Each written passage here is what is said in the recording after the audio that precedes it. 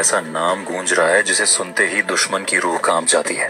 जंग जब अस्तित्व की हो और सामने वाला दुश्मन जब लगातार न्यूक्लियर फैसिलिटी और बैलिस्टिक मिसाइल से धमकी दे रहा हो, तब हर देश को चाहिए एक ऐसा हथियार जो बिना न्यूक्लियर जंग के दुश्मन का दिमाग हिला दे। और यही कारण है कि अब इजराइल की नज़र इस बम पर टिकी हुई है। ईरान के पहाड़ों के नीचे जो गहरे बंकर बने हैं, जहां उसकी न्यूक्लियर प्रोग्राम की असली कहानी छिपी हुई है, वहां तक आम मिसाइल नहीं पहुंच सकती। इन बंकरों में नतांज और फोर्दो जैसे परमाणु संयंत्र आते हैं, जो जमीन से लगभग 80 से 90 मीटर नीचे स्थित हैं। फोर्दो की लोकेशन खास तौर पर पहाड़ियों के बीच है, जहां इस सुविधा को जमीन के नीचे इस तरह डिजाइन किया गया है कि दुश्मन के बम भी आसानी से इसे भेद न सकें। सिर्फ न्यूक्लियर फैसिलिटीज ही नहीं, ईरान ने अपने मिसाइल लॉन्च बेस भी पहाड़ी इलाकों और अंडरग्राउंड टनलों में बना रखे हैं। खुर्रमाबाद और तबरेज जैसे शहरों के पास मिसाइल स्टोरेज और लॉन्चिंग की बड़ी व्यवस्था है। इसके अलावा कसरे शिरीन और इस्फहान जैसे क्षेत्रों में ड्रोन निर्माण और लॉन्चिंग फैसिलिटी भी अंडरग्राउंड सुरंगों में छिपाई गई हैं। ईरान की स्ट्रैटेजी ही यही रही है, अपने सभी अहम सैन्य संसाधनों को पहाड़ों की छाया में, गुफाओं और बंकरों के भीतर छिपा देना, ताकि दुश्मन को उन तक पहुंचने में मुश्किल हो। इन अंडरग्राउंड फैसिलिटीज ने आज इजराइल के लिए सबसे बड़ी चुनौती खड़ी कर दी है। भले ही इजराइल ने अब तक ईरान की कई सतही सैन्य ठिकानों पर बमबारी की हो, लेकिन इन बंकरों की वजह से उसे असली नुकसान पहुंचाने में कामयाबी नहीं मिल पाई है। इन गुप्त अड्डों की गहराई इतनी ज्यादा है और इनका आर्किटेक्चर इतना पेचीदा है कि सामान्य मिसाइलें इनमें घुस ही नहीं पाती। मिसाइल गिरती है, धमाका होता है, लेकिन अंदर मौजूद ड्रोन, मिसाइल और न्यूक्लियर उपकरण पूरी तरह से सुरक्षित रहते हैं। यही वजह है कि ईरान जब चाहे अपने इन बंकरों से मिसाइल या ड्रोन निकालकर इजराइल पर हमला कर देता है, और हर बार इजराइल को भारी नुकसान झेलना पड़ता है। तेहरान, इस्फहान और यज़्द जैसे शहरों के आसपास स्थित ये अंडरग्राउंड फैसिलिटीज इतनी कुशलता से छिपाई गई हैं कि उपग्रह से भी इन्हें पहचानना मुश्किल होता है। इनमें से कई फैसिलिटीज पहाड़ों के अंदर सुरंगनुमा गहराइयों में फैली हुई हैं, जहां की गहराई 80 से लेकर 150 मीटर तक है।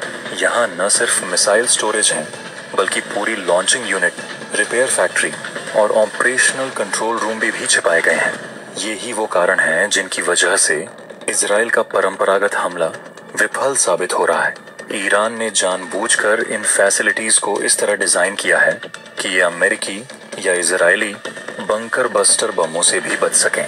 इनकी दीवारें स्पेशल रिइंफोर्स्ड कंक्रीट से बनी हैं और भीतर कई लेयर में सुरक्षात्मक जोन बने हैं। यहाँ तक कि अगर एक लेयर को नुकसान भी पहुंचे तो अंदर की मुख्य यूनिट पूरी तरह सुरक्षित रहती है। लेकिन एमओएबी, इसकी ताकत ही ऐसी है कि ये जमीन के अंदर तक घुसकर गुफाओं में छिपी हर चीज को खाक कर सकती है। ये बम गिरता नहीं, कहर बरपाता है। एक बार जहां ये फटा, वहां 500 मीटर के दायरे में सब कुछ राख। एमओएबी का डिजाइन ही ऐसा है कि यह टारगेट पर गिरने से पहले हवा में ही ब्लास्ट कर देता है, जिससे इसकी वेव पूरे इलाके को एक साथ निकल जाती है। इसका एक्सप्लोजिव लोड लगभग 8500 किलो हाई एक्सप्लोजिव H6 होता है, जो इसे दुनिया का सबसे ताकतवर नॉन न्यूक्लियर धमाका करने वाला बम बनाता है। यह बम खास तौर पर बड़े इलाके में फैले दुश्मन के बेस, रनवे या बंकर सिस्टम को पूरी तरह तबाह करने के लिए बनाया गया है। इसकी विस्फोटक तरंगें इतनी शक्तिशाली होती हैं कि अगर किसी सुरंग में दुश्मन छिपा हो तो वहां तक हवा के प्रेशर से भी मौत पहुंच सकती है। अनदेखी के धमाके से पैदा हुई वैक्यूम वेव न सिर्फ ठोस स्ट्रक्चर्स को तोड़ देती है, बल्कि अंदर छिपे लोगों को भी पल भर में खत्म कर देती है।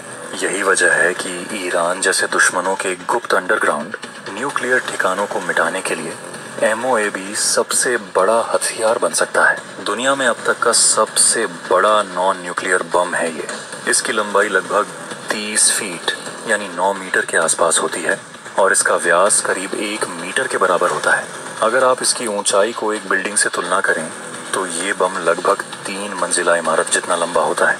इसका वजन है 21,600 पाउंड यानी लगभग 10,000 किलो से भी ज्यादा, जो इसे एयरक्राफ्ट के जरिए गिराना तक मुश्किल बना देता है। इसकी फायर पावर इतनी जबरदस्त है कि इसे फेंकने के लिए विशेष MC-13 एयरक्राफ्ट की जरूरत होती है और ज्यादातर समय इसे पैराशूट के बिना सीधे टारगेट पर ड्रॉप किया जाता है ताकि जमीन के ऊपर ही इसका असर मैक्सिमम हो। इजराइल के पास अगर ये बम होता तो यकीन मानिए तेहरान के आसपास के हर मिलिट्री फैसिलिटी, हर न्यूक्लियर टनल, सब कुछ मिनटों में खत्म किया जा सकता था।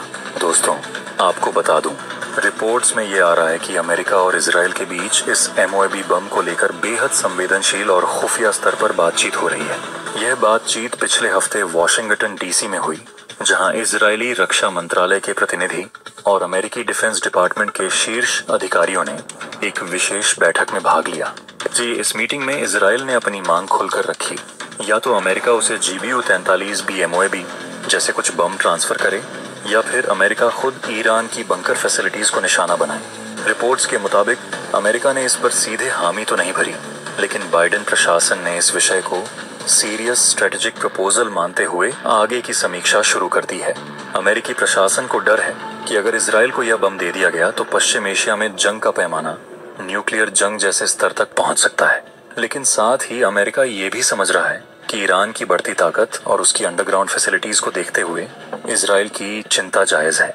अमेरिकी इंटेलिजेंस की कुछ रिपोर्ट्स में ये तक कहा गया है कि फोर्डो और नतांज जैसी ईरानी न्यूक्लियर साइट्स अब अपने फाइनल फेज में हैं और अगर समय रहते इन्हें रोका नहीं गया तो ईरान न्यूक्लियर क्षमता के बेहद करीब पहुंच जाएगा।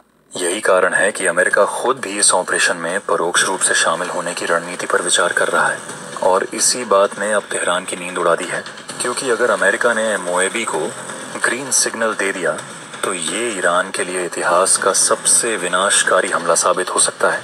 सोचिए, जब कोई देश अपने दुश्मन के पहाड़ों के नीचे छिपे ठिकानों को नष्ट करने के लिए मदर ऑफ ऑनल बॉम्ब्स का नाम लेने लगे तो उसका इरादा क्या हो सकता है? ये कोई धमकी नहीं, ये सीधा मैसेज है कि अगर वॉर और आगे बढ़ी तो इजराइल सिर्फ मिसाइलों से नहीं बल्कि जमीन के नीचे छिपी हर साजिश को भी नेस्तनाबूद करेगा। और यही है इस बम की असली ताकत। बिना न्यूक्लियर वॉर के न्यूक्लियर जैसे नतीजे देना, यही MOAB की खूबी है। और अगर इजराइल इसे अपने हथियारों के जखीरे में शामिल कर लेता है तो ईरान के लिए ये जंग का अंत शुरू हो सकता है। अगर आपको भी लगता है कि इजराइल का ये कदम ईरान को रोकने के लिए एक जरूरी रणनीति है तो इस वीडियो को लाइक करें और कमेंट में लिखें।